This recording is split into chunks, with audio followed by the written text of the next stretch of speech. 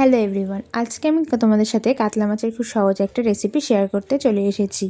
কাতলা মাছের রেসিপিটা করার জন্য প্রথমে মাছগুলোকে ধুয়ে নিতে হবে। এরপর একে একে নুন ও হলুদ মাছটার মধ্যে ভালো করে মাখিয়ে নিতে হবে। মাখানো হয়ে গেলে কিছুক্ষণের জন্য মাছটাকে রেখে দিতে হবে। এরপর একটা মিক্সির বাটিতে আদা, কাঁচা লঙ্কা, টমেটোর একটা পেস্ট বানিয়ে নেব। এবার কড়াইতে সর্ষের তেল গরম করে মাছগুলোকে ছেড়ে দিতে হবে।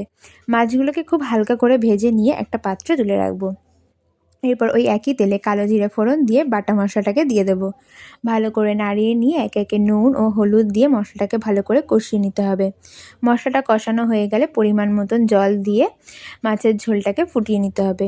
ঝোলটা যখন ফুটে যাবে মাছগুলোকে ঝোলের মধ্যে ছেড়ে আবারও কিছুক্ষণ ফুটিয়ে নিলেই তৈরি হয়ে যাবে কাতলা মাছের এই রেসিপিটি।